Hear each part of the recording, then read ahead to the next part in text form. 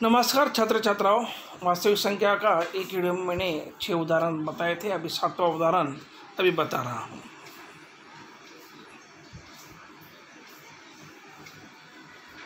हाँ, अभी 7वां उदाहरण जो है, गुणन करो और उन्हें सरल रूप में लिखो। 3 गुणा करने में 12, गुणा करने में 18। अभी इसको कैसा करना है, देखो 3 करने में 12 है। हाँ, 3 करने में 12 गुणा 18।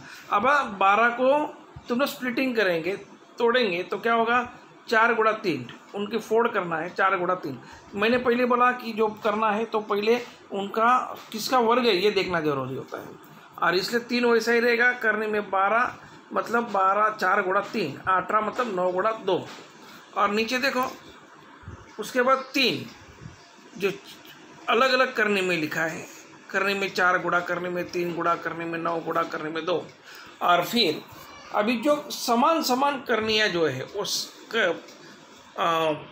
करने में 4 जो है उसका करने में 4 मतलब 2 होता है।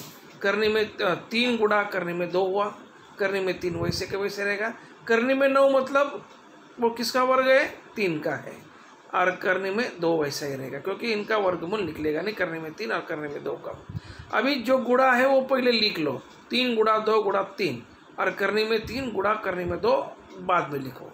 और फिर अभी देखो 3 गुणा 2 मतलब 3 2 6, 6 त्रिक 18, 18 गुणा करने में 3 गुणा करने में 2 मतलब 3 गुणा 2 6 होता है, 18 करने में 6 हुआ। अभी दूसरा उदाहरण देखो, वैसा ही है। करने में 12 को तुम लोग स्प्लिटिंग करेंगे तो 4 गुणा 3 होगा, 7 गुणा 5, 15 का 5 गुणा 3, क्योंकि 15 ऐसी संख्या है कि जिसका हम लोग ऐसी 2 संख्या नहीं ढूंढ सकते जिनका वर्ग है, इसलिए 5 गुणा 3 ही लिख दिया, क्योंकि पहले में 3 आया है तो दूसरे में 3 आया है, बराबर। अभी देखो 3 गुणा, ऐसा देखना है कि दोनों की करनियों में समान कैसे आ जाए। और करने में 4 अभी अलग अलग लिख लिया। फिर करने में 4 मतलब 2, करने में 3 गुणा, करने में 7 गुणा, करने में 5, ऐसा वैसा ही सब गुणा वाला एक साइड में लिखो और करने वाला एक साइड में लिखो। तो देखो 3 गुणा 2 गुणा करने में 3 गुणा करने में 3, और गुणा 7 गुणा करने में 5, वो अलग है। करने में 3 गुणा करने में 3 मतलब क्या होता है, 3 होता है, क्योंकि 3 त्रिक 9 होता है, एक करने में लेके 9, और 9 करने में 9 का वर्गमूल निकलता है 3 नहीं, तो इसलिए ये लिखा है। 7 वैसा रहेगा, करने में 5 रहेगा, इनका गुणा करेंगे 126 और करने में 5 आएगा। इसी तरह से आप ये सारे उदाहरण 4 हल करना है। अभी भाजन पूर्ण करो, जैसा हम लोग गुणा किया वैसा ही भाजन मतलब भाग करना है। करने में 98 भाग करने में 2, हम लोग ऐसा लिख लेंगे, हर और बट्टे। करने में 98 बट्टे करने में 2, 98 मतलब क्या होता है।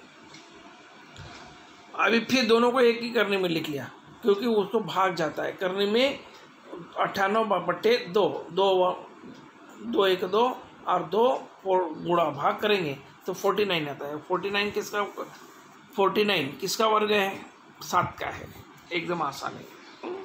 125 बट्टे 50, उसको भी वैसा ही किया, एक करने में लिख लिया 125 बट्टे 50। और ऐसी 2 संख्या ढूंढो कि जो भाग करो, नहीं तो आप 5 गुणा 25, 2 गुणा 25, ऐसी एक ही संख्या 25 25 कैंसिल हो जाएगा, 5 बट्टे 2। वैसा ही अगला है, चौथा है। अभी 9वां जो है, 9वां अलग है प्रकार का। निम्नलिखित करनियों के हरों का परिमेय करो। परिमेय करो मतलब उनकी करनी निकाल डालो, करनी नहीं चाहिए, उसका परिमेय करना है। मतलब ऐसी संख्या कि ऊपर नीचे जो वर्गमूल से माइनस गुणा करेंगे तो वो हट जाएगा, पर ऐसा डायरेक्ट नहीं कर सकते हम। हर का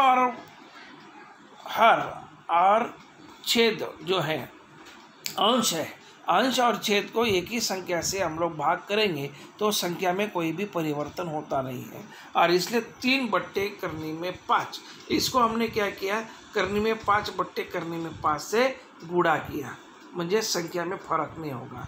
और देखो हमने अभी क्या किया, 3 गुणा करने में 5 और ऊपर वालों का हरों का अंश का भाग गुणा किया, 3 गुणा करने में 5 और करने में 5 गुणा करने में 5 मतलब 5 5 25 होता है, नहीं तो 25 का वर्गमूल 5 निकलता है। मतलब 3 करने में 5/5। देखो 5 की करनी थी वो निकल गई। ऐसा ही आगे 1/14 है, ऊपर नीचे 14 से भाग करो और फिर 14 गुणा 14 मतलब 2 14 रहेगा, तो एक करने में 14 गुणा करने में 14 मतलब 14 होता है। ऐसा ही आगे का हल करना है। और यहाँ पे ये पूरा उदाहरण संग्रह खत्म हुआ है। पहले वीडियो में थोड़ा ज़्यादा उदाहरण थे, इसमें थोड़े कम थे, और इसलिए आज के लिए ठीक है। बाकी के आगे अगले प्रश्न संग्रह 2.3 हो गया, 4 और 5 जो है वो भी मैं बताऊंगा। ठीक है, धन्यवाद।